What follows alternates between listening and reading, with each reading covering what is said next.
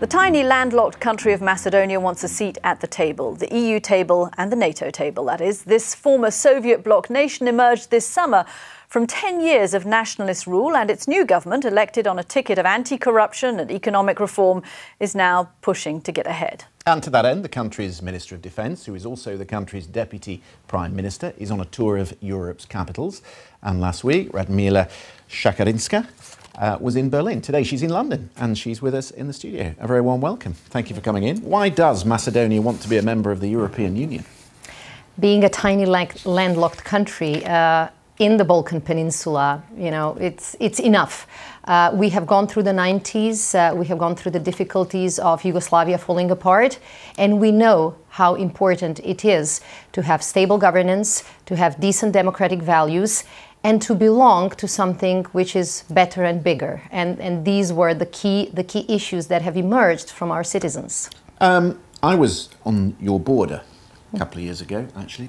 Greece, Macedonia, you were an important staging post on the route through the Balkans to Europe, and a lot of migrants came your way, and then your defence forces pulled down the drawbridge, and that was it, and there was no way forward.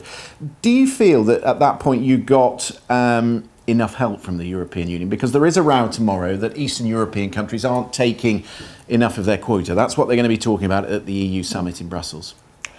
We got a lot of political support in terms of positive, supportive messages by many EU officials. We got some equipment. We even have now some police officers that are part of this joint European support.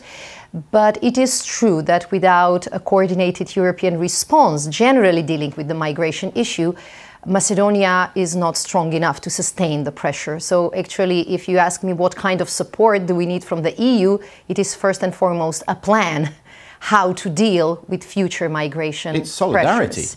It's solidarity. That's what it's founded on, the European Union. And if there isn't solidarity to share out the migrants, then countries like yours get lumbered with an unfair proportion. We actually did not have almost a single migrant wishing to stay in Macedonia, because they also look for social and economic opportunities. And unfortunately, Macedonia is also in a dire strait. But it is true that we got the support needed to control the border. We still take advantage of some of that equipment, but it is true that we had to actually use additional military support to our police officers, and our army men are still there. And Macedonia still is paying a huge budgetary price for this double control at the borders. So we always said we are prepared to share the burden.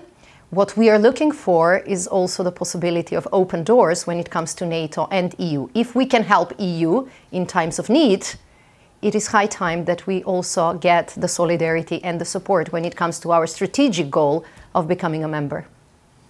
Minister, let me ask you about Macedonian politics. Earlier this year, you were attacked, and I mean physically attacked, by your political opponents. I think we've got the pictures. Extraordinary scenes that came to us out of Macedonia. We can see them there as nationalist members of your opposing team walked in, punched you, and I think you ended up actually in an orthopaedic brace. So a couple of questions. First of all, how are you doing? I hope you're better. And secondly, are those the kind of images, do you think, that a country that wants to join the European Union can really afford to have broadcast around the continent?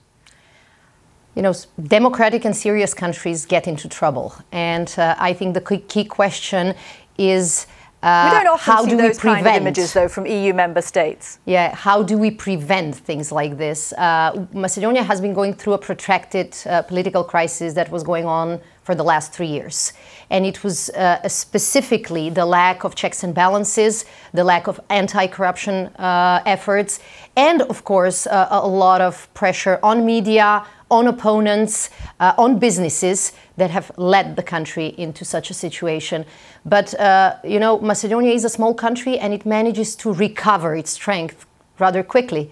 Not more than 7 months have passed from these images. And we are talking about the country that can actually be a beacon of hope for many, many Balkan countries especially. We are a very diverse country, ethnically, religiously, politically speaking, and we have emerged from this crisis as a more united, more cohesive country.